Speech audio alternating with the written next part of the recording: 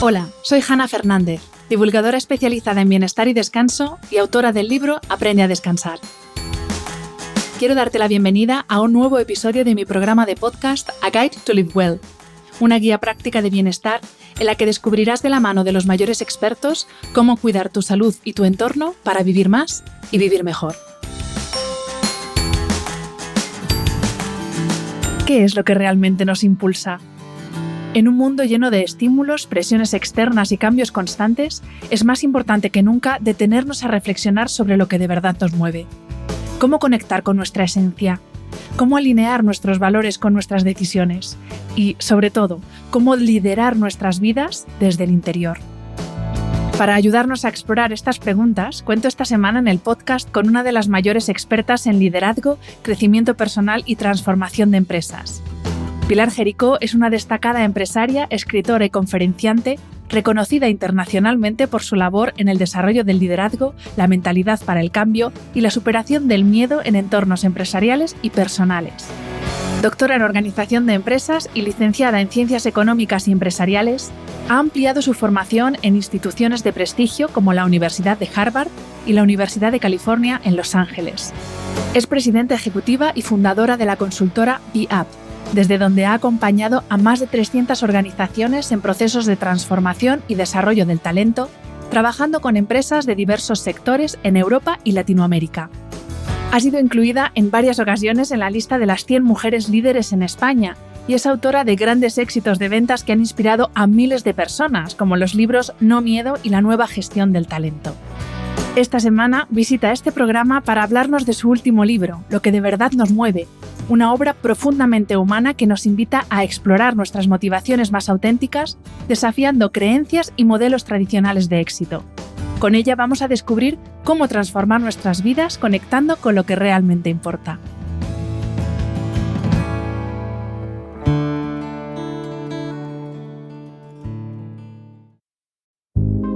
Poco a poco vamos volviendo a la normalidad y olvidándonos de los buenos propósitos de Año Nuevo. Pero, ¿y si este año conviertes esos deseos en acciones que de verdad te hagan sentir mejor? Ahora es el momento ideal para reflexionar sobre cómo hacer pequeños ajustes en nuestra rutina diaria para conseguirlo. No se trata de hacer cambios drásticos, sino de elegir sano de manera sencilla y natural, sumando hábitos que nos hagan sentir mejor cada día. ¿Te doy una idea de cambio sencillo? Incorpora más fruta a tu alimentación. Yo siempre tengo a mano kiwis Zespri, ya sea el kiwi Zespri Sun Gold, amarillo, dulce y jugoso, o el Zespri Green, el verde con ese toque ácido tan icónico. Son perfectos para cualquier momento, a mí me encanta tomarlos en el desayuno o como snack durante el día. Así sé que con cada bocado estoy contribuyendo a mi salud y bienestar de una forma natural. Así que si quieres elegir sano y sentirte bien, elige Zespri en tu día a día y disfruta de las pequeñas decisiones que mejoran tu vida. Descubre más en zespri.com.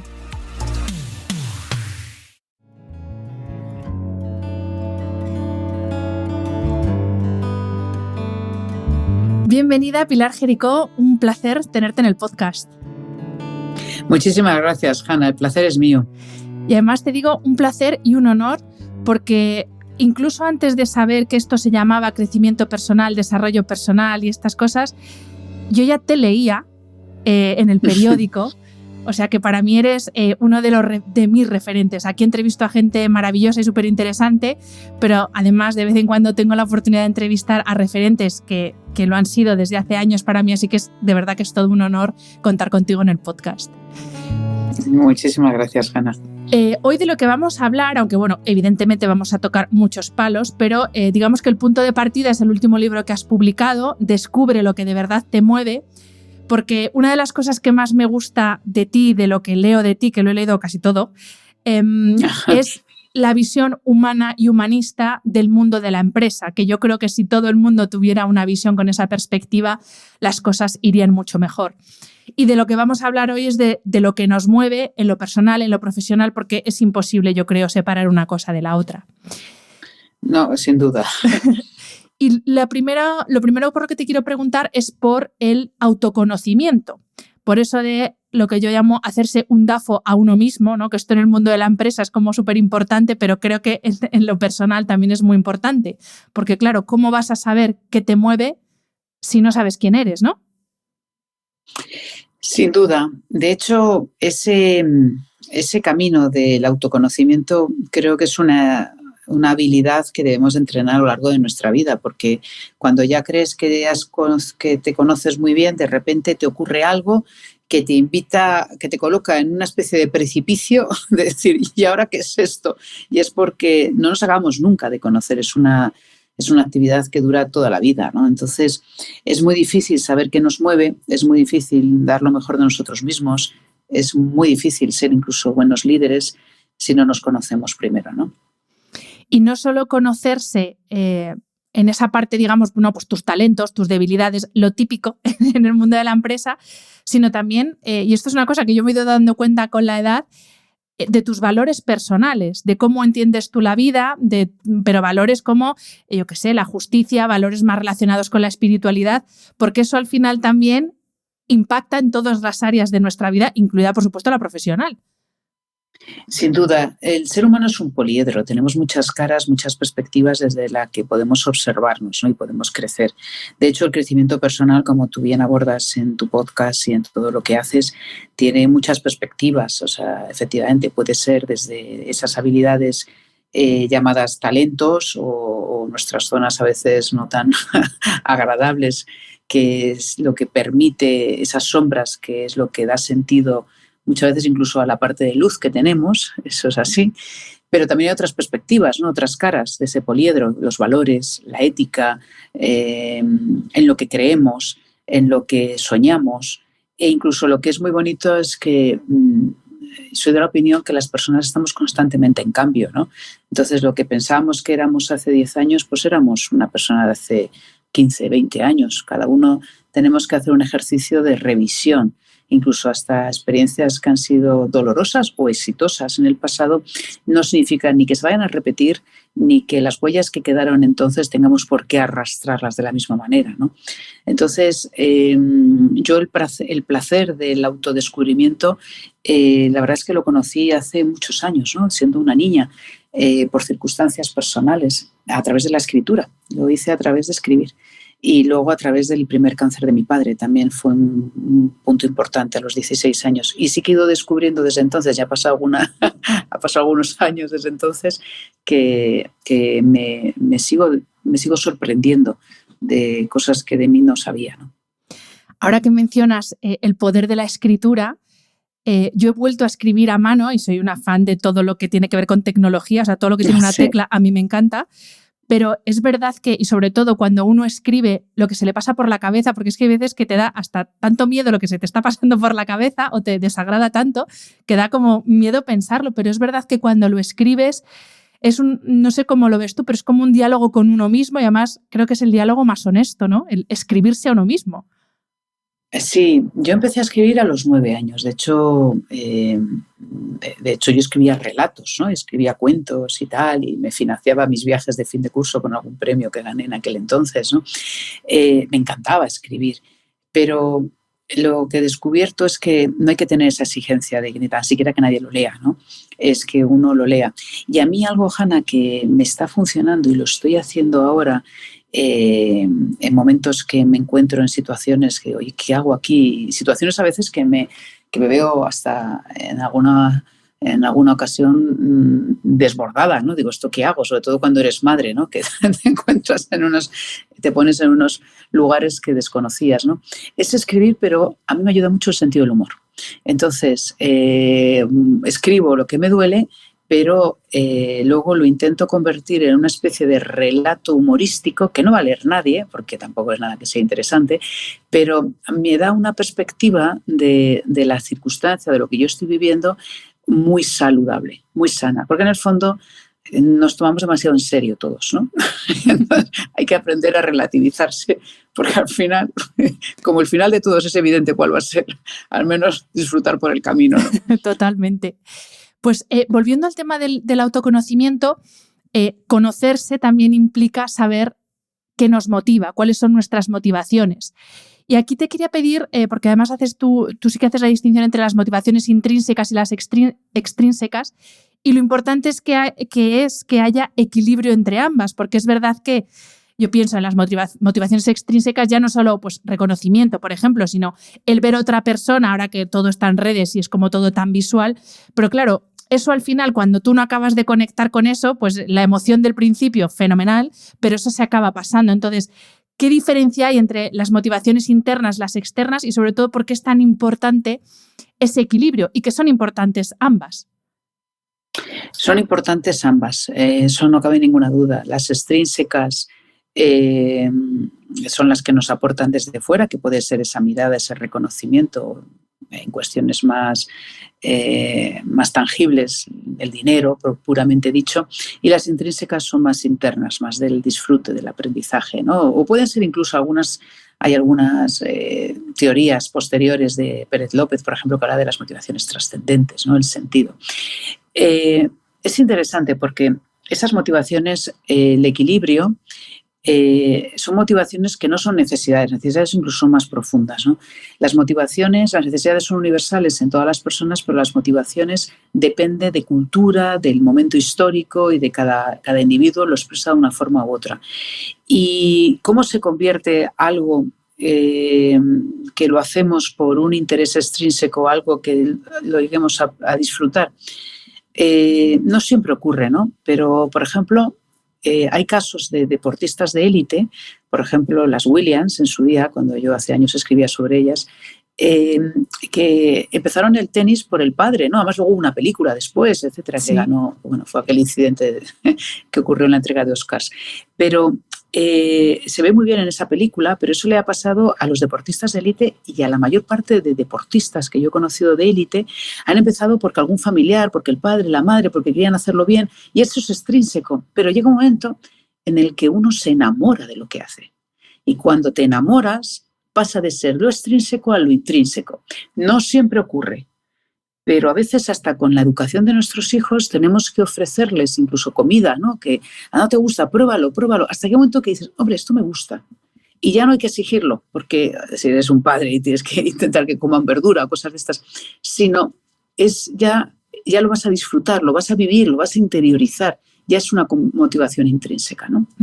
Bueno, me atrevería a decir que prácticamente pensando en gente talentosa de verdad, o el deporte, músicos, gente con unos talentos especialmente brillantes, que yo creo que casi todos en un principio han comenzado, como tú decías, con esa motivación extrínseca, porque al final, claro, el brillar en un talento o hacer brillar un talento implica una disciplina que cuando uno es más pequeño y le apetece menos esa disciplina, pues ahí no está como esa motivación en forma de padre, madre, tutor o profesor o lo que sea, ¿no? Que te lleva, porque o sea, me gusta asociar esta idea de eso, de talento, disciplina, motivación, talento, disciplina, porque al final tú puedes estar muy motivado, sí, pero si no hay una disciplina detrás, el talento se va a quedar ahí. No, sin duda. El talento, como yo lo escribí hace muchos años, incluso me doctoré sobre temas de talento, ¿no? El talento, como se entiende desde el punto de vista de la psicología, no siempre es lo mismo como se entiende desde el punto de vista de la empresa. El talento es alguien que destaca, pero en el mundo de la empresa tiene que ver algo que destaca, pero que crea valor. Uh-huh. Entonces, puedes ser muy bueno en ajedrez, porque tiene las habilidades, pero desde la mirada de la empresa, que es de la mirada que yo, desde la parte profesional, solo puedes crear valor si hay un esfuerzo. Incluso también los chavales que les encanta el ajedrez, si no están practicando, ese talento se va a quedar, esas habilidades no se van a convertir en un talento que realmente destaque. Por lo tanto, el talento tiene que ver siempre tiene que ver con 3 elementos, como yo lo he entendido. Tiene que ver con habilidades, ahí está el esfuerzo, ahí está el trabajo, tiene que ver con el compromiso, tiene que ver con esas motivaciones intrínsecas o extrínsecas y tiene que ver también con la acción, con la puesta en práctica. Yo puedo ser muy brillante, pero si me quedo en casa y no hago nada, no me muestro al mundo, tampoco el mundo me va a reconocer ni voy a tener la oportunidad, ¿no? Tiene que ver con la acción y con las oportunidades que se nos brinde o que busquemos, ¿no? Y ¿el miedo puede ser un factor de motivación? ¿Nos mueve o nos bloquea? Y aquí hago alusión a tu tratado No miedo, que es uno de tus libros Mi que libro, recomiendo sí. absolutamente. Bueno, ese libro además es gracioso porque lo publiqué hace ya muchos años, en el 2006, y ha habido durante años que se ha vuelto a poner como en lista de Sí. ventas, ¿no? Me ha hecho mucha gracia porque es un libro muy antiguo que yo lo escribí después de haber escrito Gestión del Talento. Y escribí el libro de Gestión del Talento porque me di cuenta de dos variables. Primero, que el talento da miedo muchas veces, y segundo, que lo que realmente paraliza el talento es el miedo. Pero dicho esto es lo que escribí hace años, pero sí que es verdad que a veces el miedo, no diría que fuese un motivador, no es un motivador, pero es algo que nos empuja, a veces por miedo. Y voy a poner un caso, el miedo al ridículo, o el miedo, por ejemplo, yo trabajo con las Fuerzas Armadas, en el curso de Estado del CSD, en el Centro de Estudios de la Defensa Nacional, que hacen un curso de Estado Mayor. Llevo muchos años con ellos, gente muy brillante, militares muy brillantes, etc.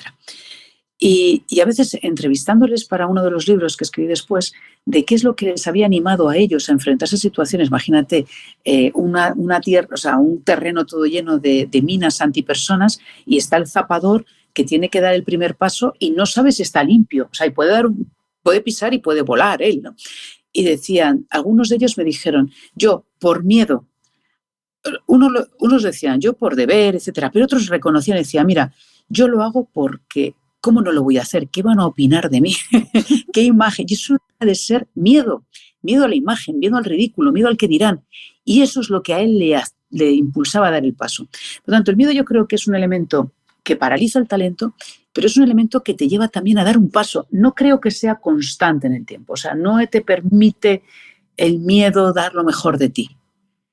Pero es verdad que es una gasolina, porque el intentar hacerlo bien cada vez, ¿verdad, Hanna?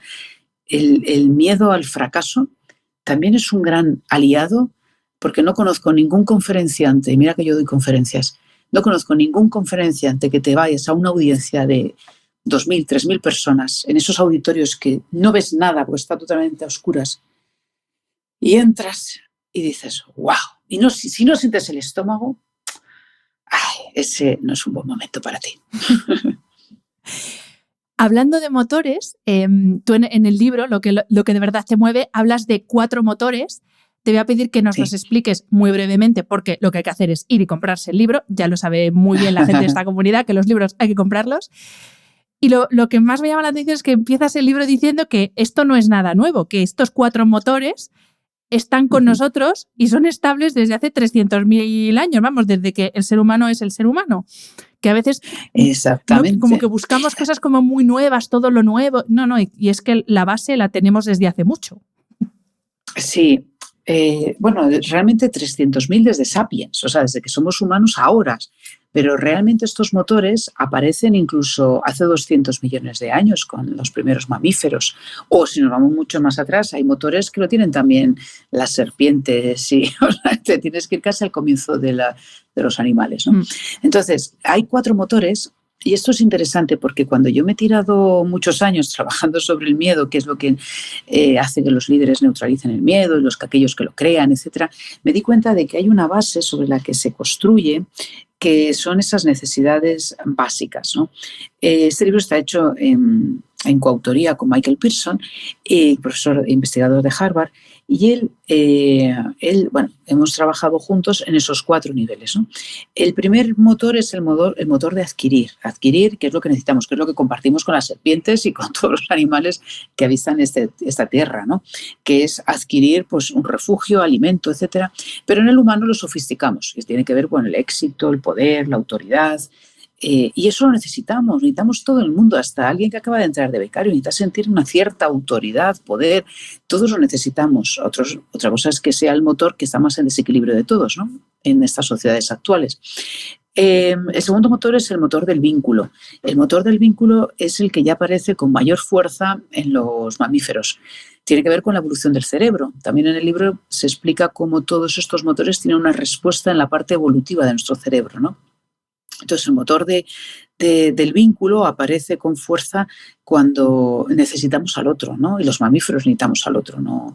Incluso los pájaros tienen un poquito de amígdala, entonces también hay un cierto vínculo, no es como no es como otro tipo de animales, ¿no? El tercer motor es el motor, estoy siguiendo el orden de presentación del libro, el tercer motor es el que nos diferencia a los humanos del resto, que no solo es de los sapiens, es el que los sapiens lo han sabido evolucionar más, pero es el motor de comprender, que es un motor de aprendizaje, es un motor de reinvención, es un motor de entender el para qué hacemos lo que hacemos, el del propósito, ¿no?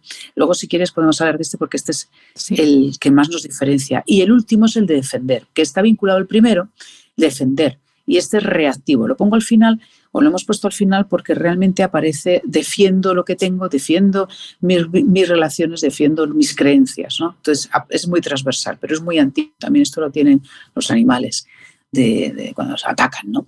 Entonces, ¿qué ocurre? Que lo interesante es que todas las personas, desde hace 300.000 años, necesitamos estos tres motores. Pero lo que ocurre es que donde se produce la infelicidad, los problemas de longevidad, los desastres en liderazgo, en empresas y en nuestra propia vida personal, es cuando están en desequilibrio. Cuando le hemos puesto tanto foco al éxito y nos hemos olvidado de las relaciones. Cuando nos hemos obsesionado tanto con unas creencias y nos hemos olvidado hasta de nuestro cuerpo. Todo eso son desequilibrios. Y lo interesante y lo que aboga este libro, Descubre lo que de verdad te mueve, es buscar el equilibrio, el conocerte desde una mirada mucho más humanista y generar un equilibrio en todos estos motores. Justamente ahora que hablas del desequilibrio, claro, pensando en cómo está la sociedad actual, uno de los grandes problemas de la sociedad actual, que ya algunos lo califican como una pandemia silenciosa, que es el problema de la soledad. Ya no solo en nuestras relaciones personales y esta digitalización de las relaciones, que no son relaciones de carne y hueso, sino también, y esto yo lo he leído bastante, yendo al mundo empresa, como esto que el teletrabajo que llegó con la pandemia, que al principio todos dábamos palmas con las orejas, no de, bueno, yo trabajo en casa, pero vaya, el que trabajaba en una oficina y de repente le dicen que no te tienes que quitar el pijama si no quieres. Claro, pero ahora estamos viendo que incluso en el ámbito laboral esas relaciones, ese verte cara a cara, ese cruzarte por la mañana y darte los buenos días, no es lo mismo que al hacerlo a través de una pantalla. Y si no nos damos cuenta, este motor se nos va a ir de madre muy rápido, porque esto no va sino a más, ¿no? Ese aislacionismo o ese, no sé si decir individualismo, pero en el mal sentido. Sí, es la sensación de sentirnos aislados, ¿no? Es que no se puede sustituir, por mucho que pongamos tecnología, cuanta más tecnología, más necesidad de cercanía, ¿no? Más necesidad de contacto. Los casos de soledad abismal. Por ejemplo, yo he estado viviendo 4 años en Estados Unidos, en Washington, y ahí viví la pandemia, parte de la pandemia, ¿no? Y es cierto, la mayor parte de la pandemia la viví allí, vamos. Y es cierto que observé cómo la sociedad allí se iba aislando mucho más, ¿no? Y nos aislamos porque creemos que nuestro tiempo, porque creemos que ir a trabajar es un aburrimiento, porque además tenemos que transportar, tenemos que ir allí con el transporte, que sea con el coche, con lo que sea, o el metro, lo que sea. Y lo consideramos una pérdida de tiempo, ¿no? Pero lo que se ha ido comprobando es que esa sensación de pérdida de tiempo tiene también unas ventajas y unos beneficios.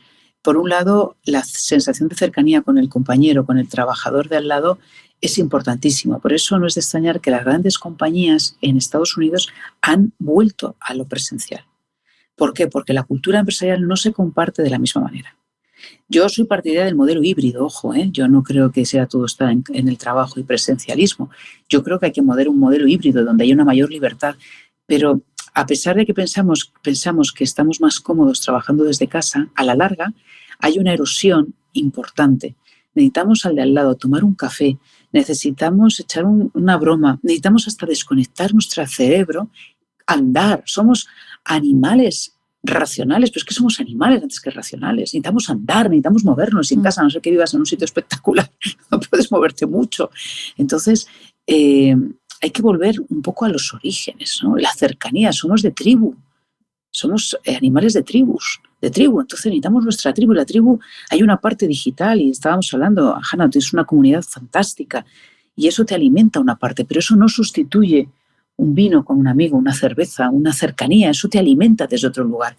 Y pensar que somos únicos, que solo lo digital nos va a alimentar, vamos a cometer errores. Y de hecho ahora los jóvenes son los que más están sufriendo más problemas de salud mental. Y es precisamente porque han crecido en la sociedad digital y no hemos sabido parar los padres o la sociedad en su conjunto y poner las cosas en su sitio, ¿no? Yo, fíjate, Pilar, una de las cosas, esto ya es experiencia mía, pero una de las cosas que más me cuesta ahora que trabajo, bueno, llevo ya unos cuantos años trabajando desde casa, pero en comparación con cuando trabajaba en oficina, que para el cerebro es mucho más difícil pasar de una faceta a otra. Es decir, cuando yo estoy en casa, me cuesta mucho más ser la Hannah casa que tiene que ir a hacer la compra o que está con los perros, yo qué sé. La faceta Hannah casa me cuesta mucho más porque yo, claro, trabajo en casa y eso que tengo la suerte de tener espacios separados. Pero antes yo salía de la oficina y la Hannah trabajadora se quedaba ahí. Y ahora para mi cerebro tengo que hacer auténticos esfuerzos para decir, no, ahora estoy en modo desayuno, no estoy en modo trabajo. O ahora estoy entrenando, no estoy trabajando. Y eso también es una cosa muy primitiva del cerebro, pero oye, también es necesario, ¿no? Ese espacio físico diferente. Exactamente, porque de nuevo volvemos a los orígenes, nos creemos que somos muy especiales, pero es que no somos muy especiales, es que nos mueve lo mismo que nos movían hace 300.000 años cuando vivíamos en cuevas y en cavernas y cosas de estas, o sea, es que realmente en ciudades llevamos muy poquitos años viviendo, entonces nuestro cerebro no está preparado para ciudades siquiera, o sea, realmente, y de hecho la parte que tú dices, lo geográfico, lo físico, es una forma, es como nos relacionamos con nuestro cuerpo necesita lo físico, somos entidades físicas, ¿no? Y de hecho es curioso porque si observas uno de los lugares donde hay donde tienes una mayor comunión con algo más grande de ti mismo, es en contacto con la naturaleza cuando te desborda, ¿no? Cuando te sorprende, cuando te enamoran en el mar o en las montañas, yo qué sé, no en un jardín pequeño, vamos, que también pudiera ser, tuviera la capacidad de contemplar una planta así. Pero es ¿por qué? Porque te resuena algo que está en nuestros orígenes.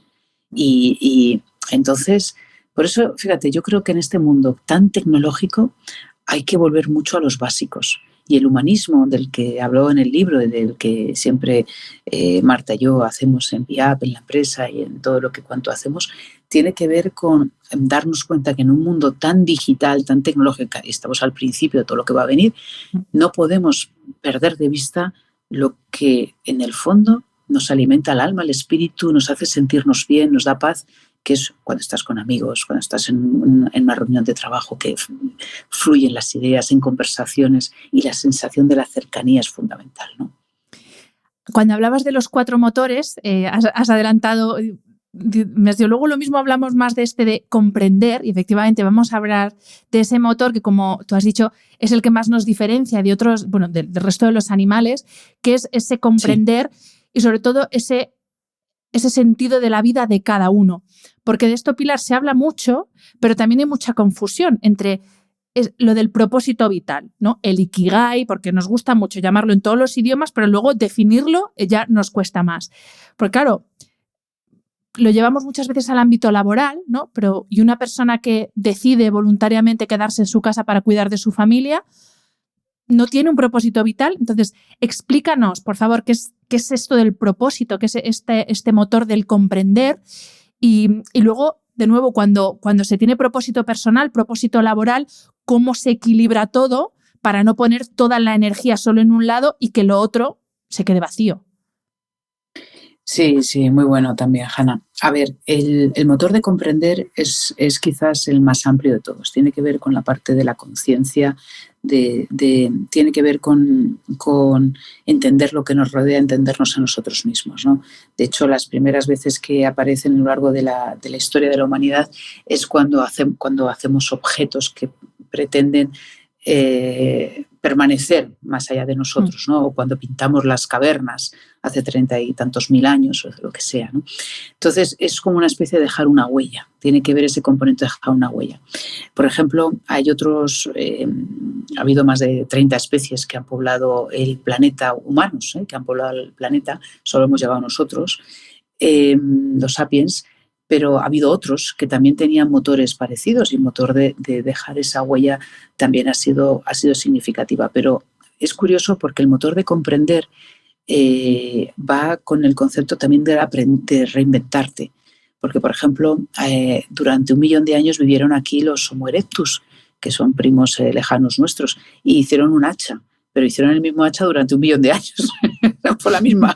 Entonces, pues bueno, hubo otro. Entonces, la capacidad de reinventarnos, eso también es lo que es del motor de comprender. Pero volviendo al propósito, el propósito tiene que ver con entender un para qué. O sea, el ser humano tiene el nivel de conciencia y tiene que ver con la neurociencia, tiene que ver cómo se desarrolló el cerebro a raíz de comer carne, a raíz de la alimentación con fuego, tal. Todo ese neocórtex que se nos desarrolla, que tiene un crecimiento exponencial, todo eso lo que nos hace es que trabajamos y necesitamos entender el para qué. O sea, no solo trabajo para ganar dinero, motor primero, para llevarme bien con mis compañeros, estar con mis compañeros, motor segundo, sino tengo que entender el para qué lo hago. Y el para qué tiene esa búsqueda del propósito. Estoy de acuerdo contigo que a veces yo creo que se le ha dado como un toque como de mucha solemnidad, ¿no? De un propósito de vida, chico, y a veces el propósito es estar con su familia y ser feliz. Y es un propósito que vale, si lo que importa es que tiene que ser algo que no tenga solo una mirada de conseguir dinero, de tener éxito, tiene que ser de contribuir a otros. Ese es el propósito que nos da y puede ser cuidar a tus perros, a tus gatos, a tu familia, algo que te trasciende. Ese es el propósito. Yo no creo en un propósito único vital, no lo creo. Porque si miro para atrás en mi propia vida, es verdad que tengo la gran suerte de ser una enamorada de mi trabajo, pero también todos atravesamos momentos, subidas, bajadas, y soy madre de un niño de 8 años y el propósito también es que, pues, intentar ser la mejor madre que puedo ser, con mis peculiaridades, como todas las personas, ¿no? Entonces, esos propósitos son loables. Y cuando estás en mal momento y dices, joder, qué horror, pero quiero contribuir en la vida positiva de mi hijo, ¿no? Y eso es lo que te ayuda a salir un poquito más de tus miedos, de tus dificultades, ¿no? Por eso, tener algo que te invita a mirarte más allá de ti, ese es el propósito, esa es la necesidad que desarrollamos los seres humanos hace muchos miles de años. Y Pilar, ¿qué conexión hay, si la hay, que entiendo que sí, entre motivación y sobre todo hacer caso a nuestras motivaciones y ser feliz? O sea, ¿se puede ser feliz o alcanzar un estado de plenitud? Porque también la palabra felicidad está súper manida. Sí. Un estado de plenitud sin hacer caso o sin seguir ninguna de nuestras motivaciones, o sea, viviendo en modo automático, vaya, como un robot, de me tengo que levantar, tengo que hacer esto, me acuesto y otro día más. A ver, yo creo que, por un lado, el concepto de felicidad, y mira que hablabas antes de los artículos, el blog se llamaba El Laboratorio de la Felicidad en El País.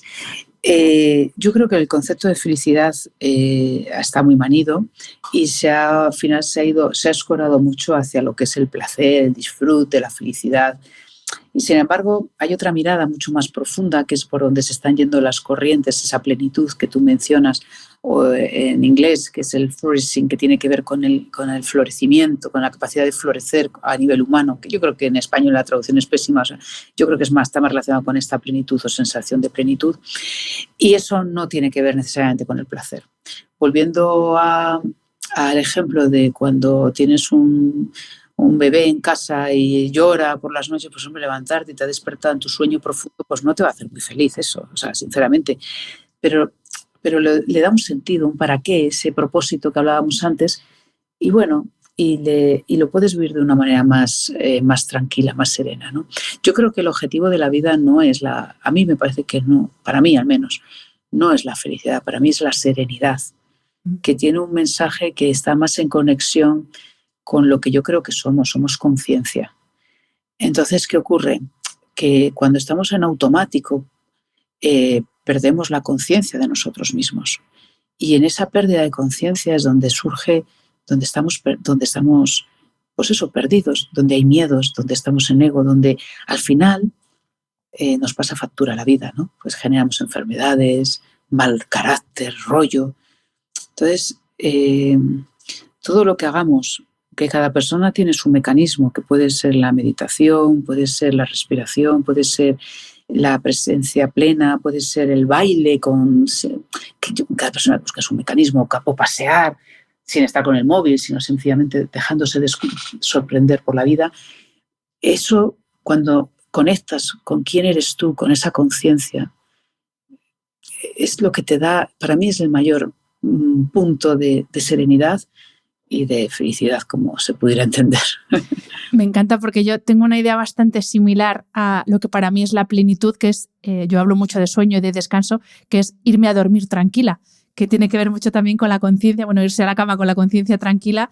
A mí es lo que más plenitud me da, el irme a dormir todos los días diciendo, no he hecho el mal, porque bueno, te puedes equivocar, pero bueno, conscientemente he intentado hacerlo lo mejor posible, que a veces es también esa lucha de, y también esta frase que a mí cada vez me espanta más, la de sé tu mejor versión. Bueno, haz cada día lo que puedas con los recursos que tienes y habrá días que seas la pera y habrá días que te quedes ahí en un aprobado raspado, pero bueno, al final lo de irse a la cama tranquilo es un poco eso, el irte a la cama con la conciencia tranquila de que has hecho lo que has podido y sin hacer el mal. Sí.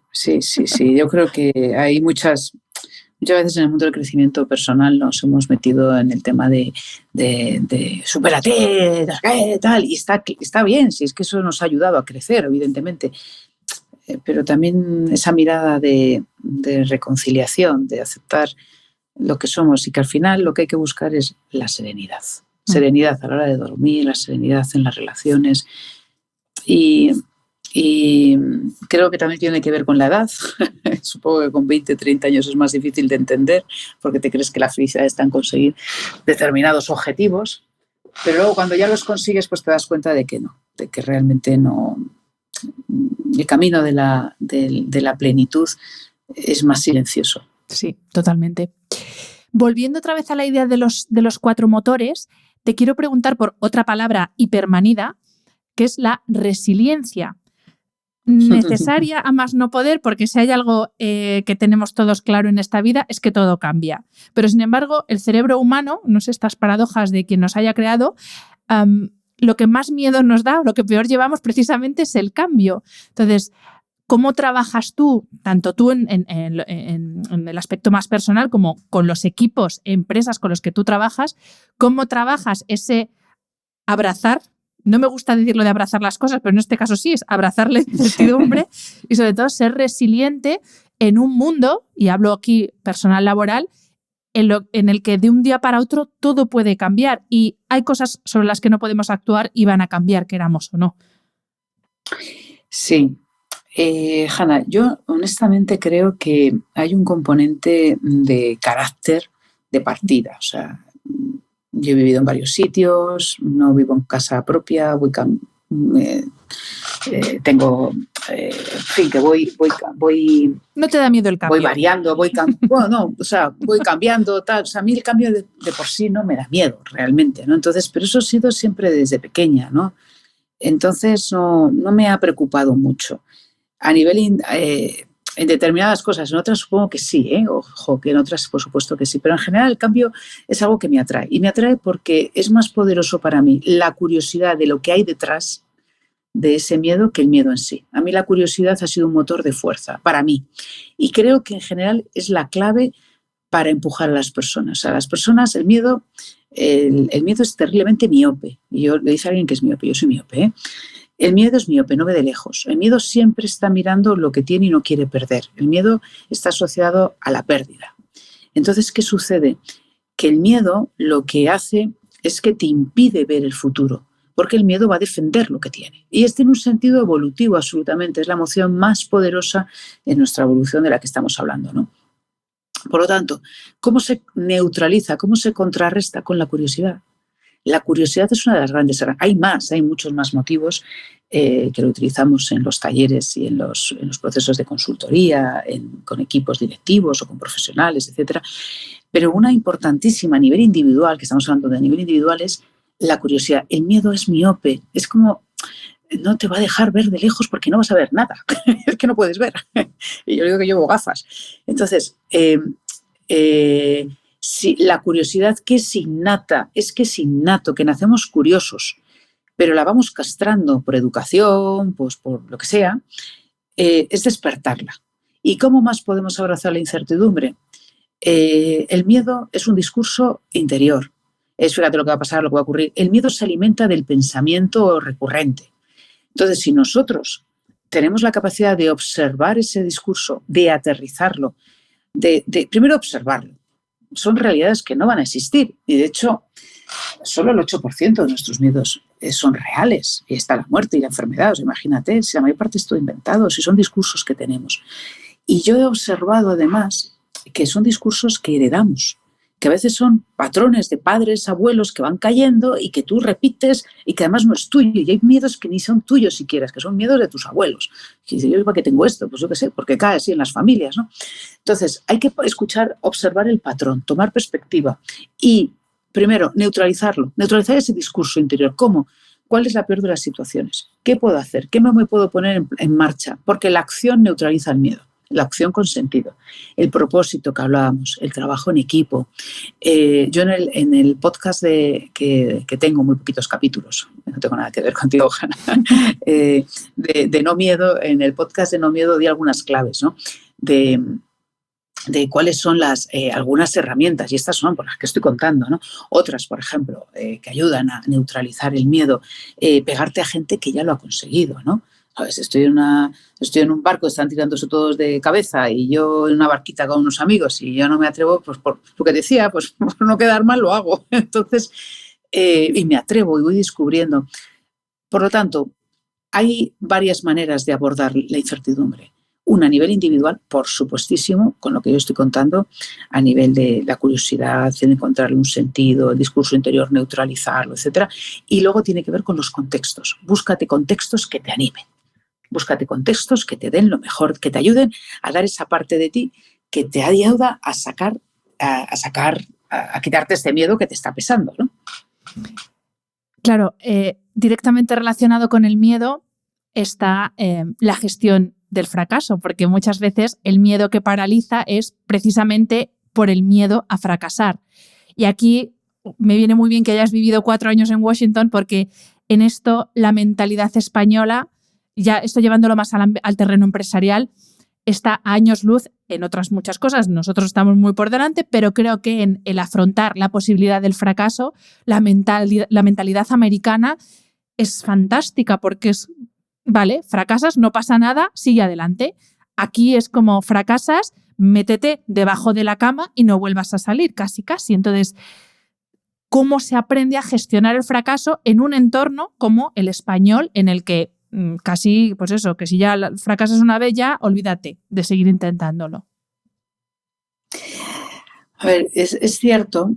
Lo que pasa es que, fíjate, el fracaso para Estados Unidos, para los estadounidenses, por ejemplo, un insulto en los niños pequeños, un insulto amable, es decir, tonto, versión tonto, no palabras más gruesas, en Estados Unidos es llamarte loser, llamarte perdedor.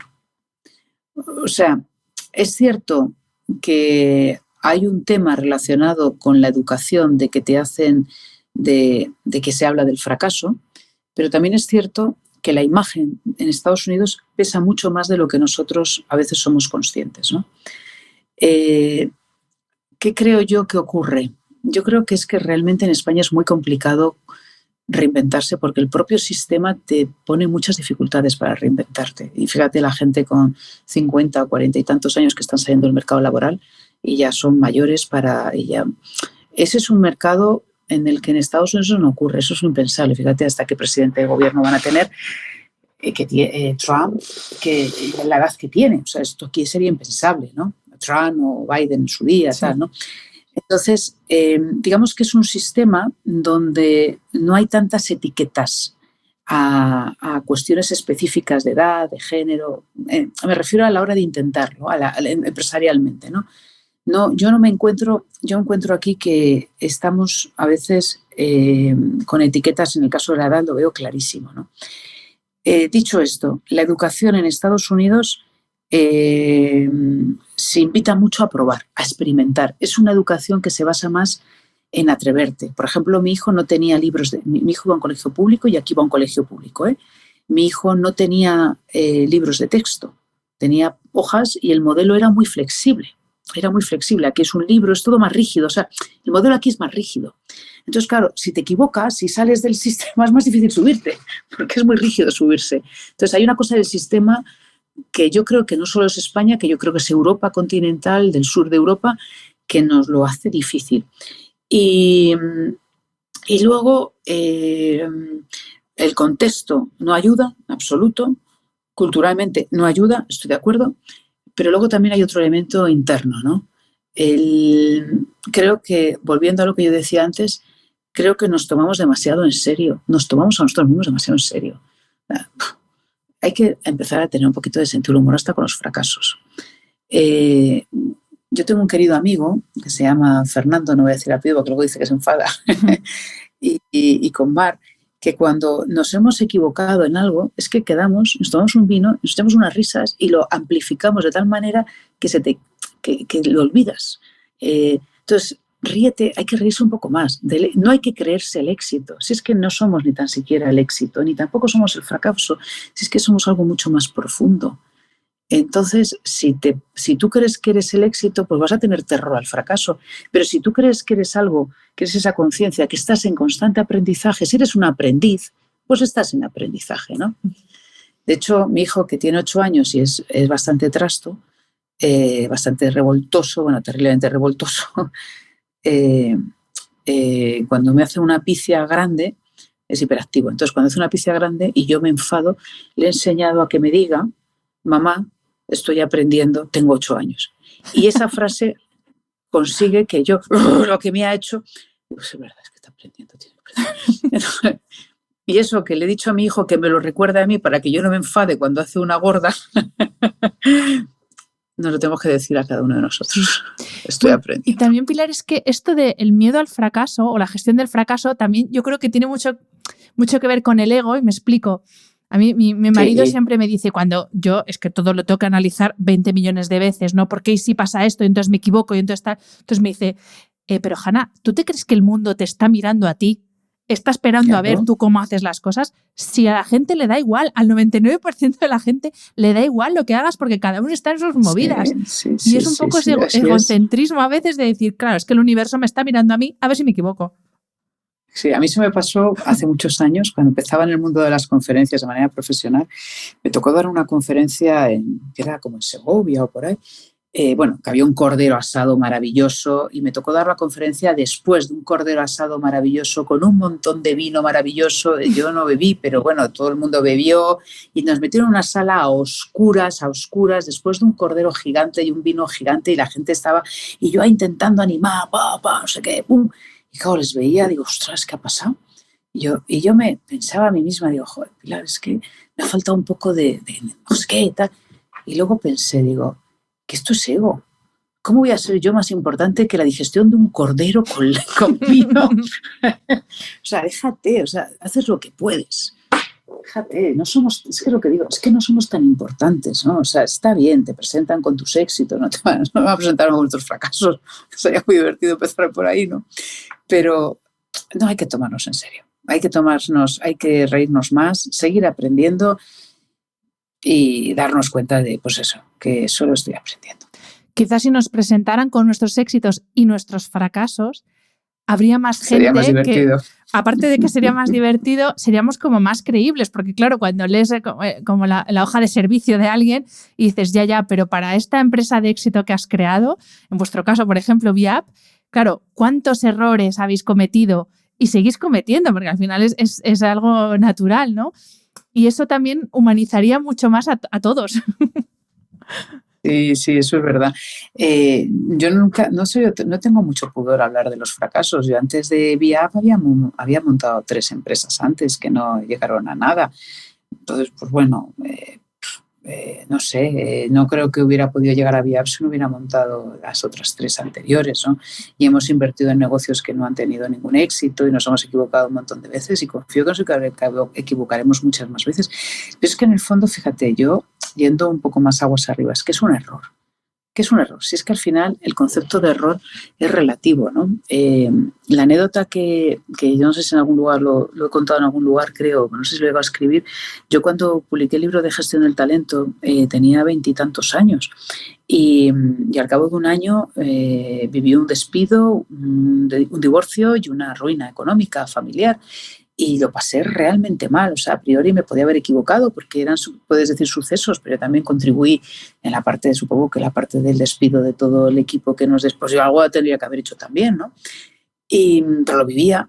Y eso que es un aparente fracaso que me llevó a un lugar de pasarlo mal, de llegar a fin de mes, de estar agobiada. También descubrí el gran placer de la amistad. Te quiero decir que hasta los momentos peores tienes siempre momentos maravillosos. Pero pues fíjate, todo aquello me permitió escribir No miedo. Es decir, el haberlo yo pasado mal. Entonces, ¿todo eso había sido un fracaso? No, habían sido los elementos que me permitieron luego tener un éxito que fue lo que me cambió mi carrera profesional en el fondo, ¿no? Entonces, realmente los éxitos que tenemos en nuestra vida no es un éxito aislado, es un éxito que se ha construido sobre muchas piedritas que aparentemente, de una manera temporal, creemos que han sido fracasos, sino simplemente han sido piedras que han estado contribuyendo al éxito que luego obtenemos, ¿no? Has hablado antes, has mencionado un par de veces la palabra reinvención.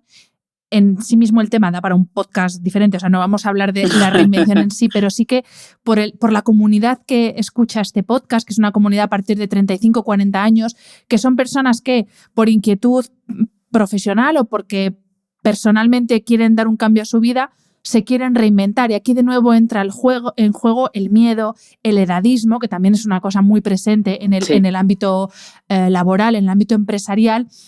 Y yo me he reinventado con 40 años, o sea que yo hablo abiertamente de la reinvención y las veces que haga falta y me seguiré reinventando. Ahora me estoy reinventando, estoy volviendo a estudiar, o sea que yo eso lo llevo muy bien. Pero es verdad que hay personas que tienen ese miedo a la reinvención por el que dirán, por el no soy suficiente, soy demasiado mayor, no es el momento. Entonces, te quería pedir, Pilar, dos claves para esas personas que están en ese momento, que es un momento bastante, es un momento complicado porque estás ahí dándole vueltas a la cabeza, lo hago, no lo hago, ¿cuándo lo hago? ¿Cuándo es el mejor momento? Lo primero, la información no nos va a llegar dándole vueltas a la cabeza. O sea, la información te viene cuando le das vueltas a la cabeza y cuando interaccionas con la realidad. O sea, tampoco es interaccionar sin pensar. Tiene que ser el encaje, ¿no? Entre el pensarlo, darle vueltas, pero testarlo con la realidad. Testarlo es hablar con unos, hablar con otros, probar, investigar. O sea, es decir, la clave no la vamos a encontrar encerrados nosotros mismos. De hecho, ningún descubrimiento de los grandes han sido estando ahí todo el rato el tío metido, la tía metida ahí en su laboratorio, sino que luego sale, se expone, descubre. Eso le pasó a las grandes invenciones, ¿no? Entonces hay que exponernos, tenemos que exponernos. Por lo tanto, aunque nos hayan echado del trabajo o hayamos perdido el trabajo o lo que sea, o no queramos reinventar porque estamos quemados, hay que exponerse a qué es lo que nos gustaría y hay que hacer. Mira, la mente, en la mente en donde están los sueños, nuestras fantasías, nuestras expectativas, también están los miedos. Entonces a veces hay que dejarse guiarse más por el estómago, por las tripas, porque es lo que me está pidiendo el cuerpo, observar más el cuerpo, esas enfermedades que no hay manera que me las quite, o esos no sé qué, esas sensaciones incómodas. Eso es lo que te va a dar unas pistas de que a lo mejor es el momento de dar el paso, de reinventarte, ¿no?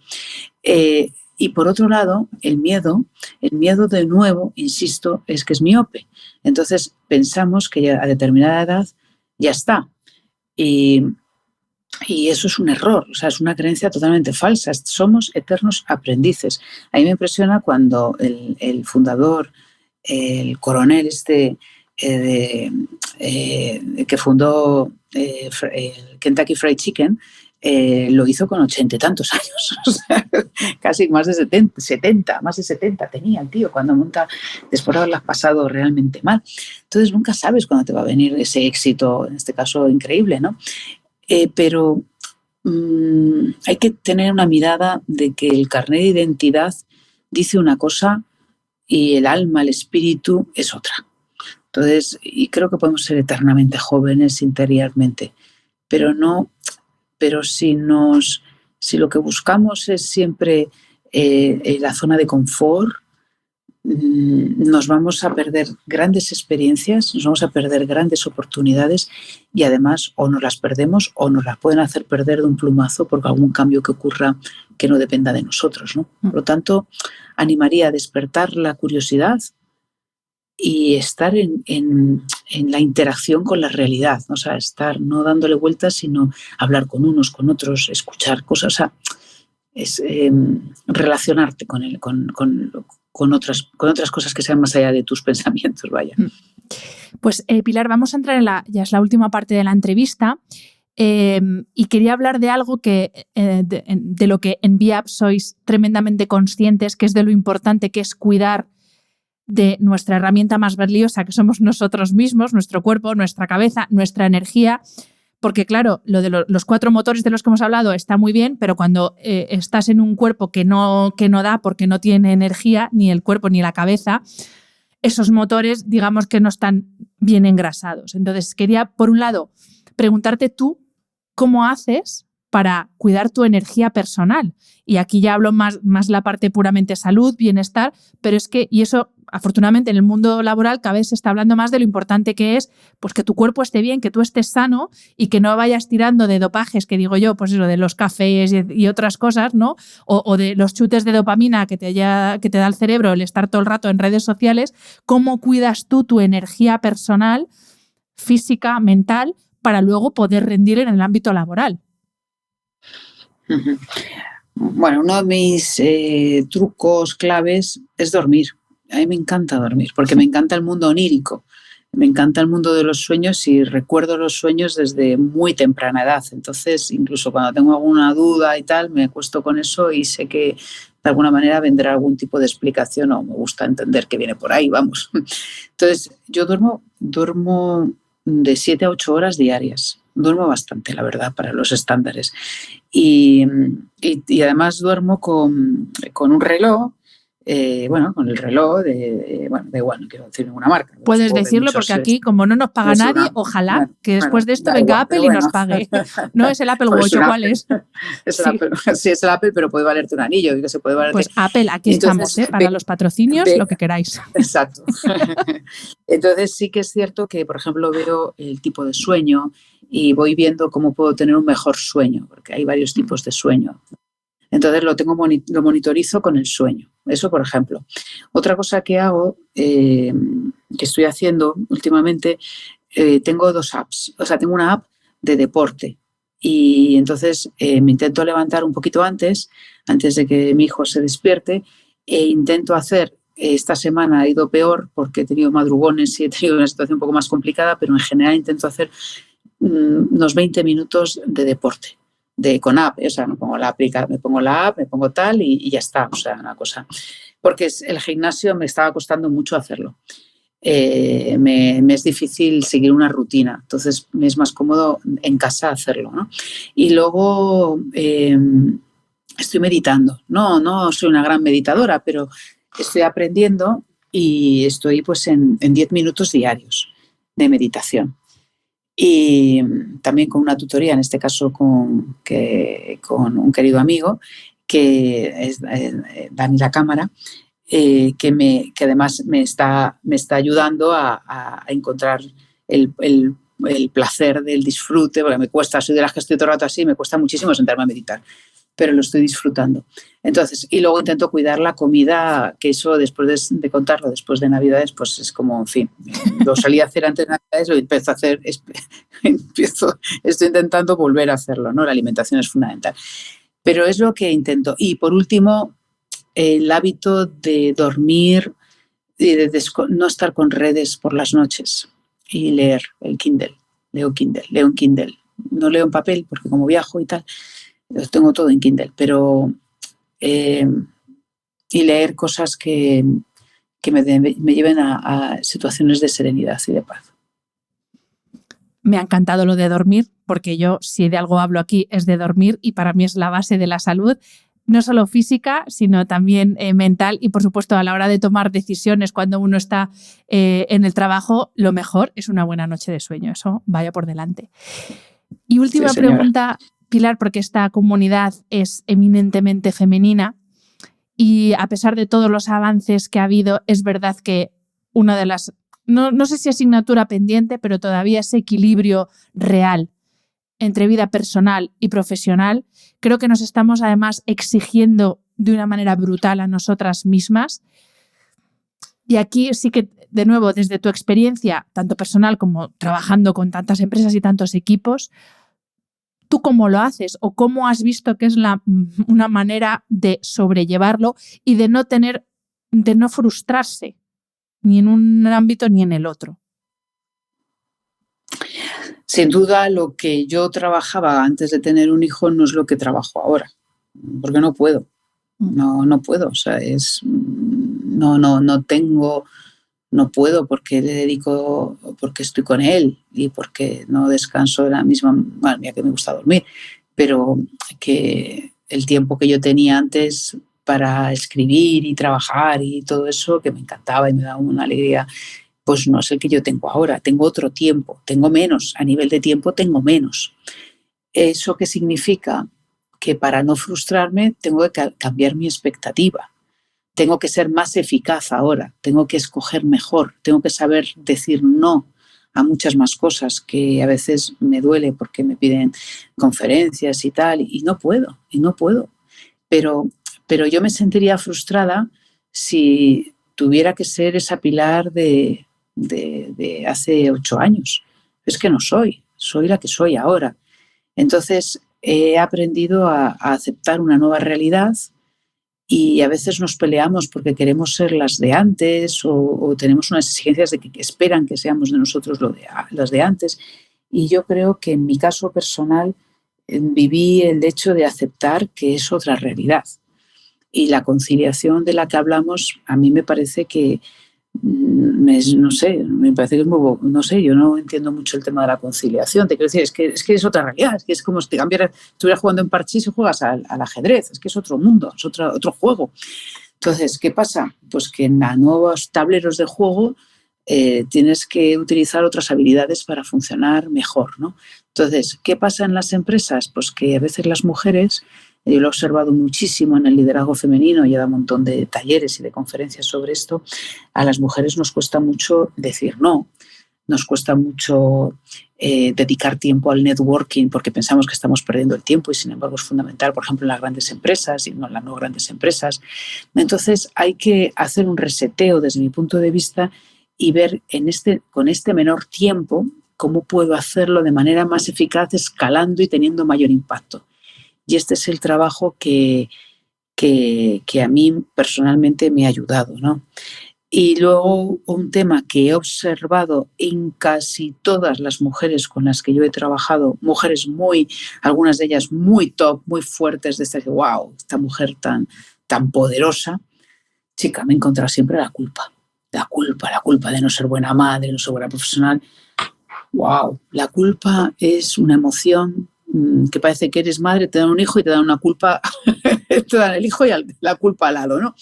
Entonces, y la culpa es una emoción que tiene un componente evolutivo también, deformado, eso sí, pero tiene que ver de nuevo con la exigencia. Por eso yo creo que la clave es ajustar la exigencia a la nueva realidad. Y sinceramente, cada persona tiene que escoger un camino y si escoges el camino de la maternidad, no aspiramos o sea, la felicidad no significa, no es ganar dinero, muchos éxitos, es que hay otros caminos. No sé si llamarlo felicidad, de serenidad interior, que en el fondo es el objetivo. En este nuevo mundo, en este nuevo contexto en el que tú estás, ¿cómo puedes encontrar esa serenidad? Y olvidándote de quién eras, ¿no? Sino de quién eres ahora y quién te quieres seguir siendo en un futuro. Pues Pilar, con eso terminamos. Muchísimas gracias por este rato. Como te decía al principio, para mí es un placer y un honor haber podido charlar contigo, así que gracias, porque estoy segura de que a la mayoría de esta comunidad que es femenina le va a servir de mucho esta charla y a los hombres que nos escuchan también. Claro que sí, muchísimas gracias, Hanna, eres una artista, muchas gracias por todo el trabajo que haces y la verdad es que eres una referente para todos nosotros. Gracias de verdad, de corazón.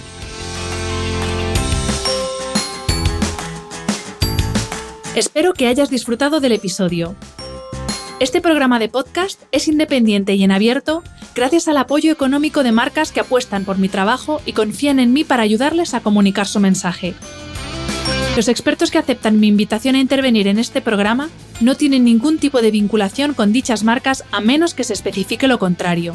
Y todo el contenido de mi podcast, página web y redes sociales que haya sido patrocinado irá acreditado como tal. Gracias por ayudarme a que este proyecto siga siendo viable e independiente visitando la web de mis anunciantes, dejando reseñas, comentarios y valoraciones en las distintas plataformas de reproducción y compartiendo mi contenido en tus redes sociales. Mil gracias por estar al otro lado. Nos escuchamos en el próximo episodio.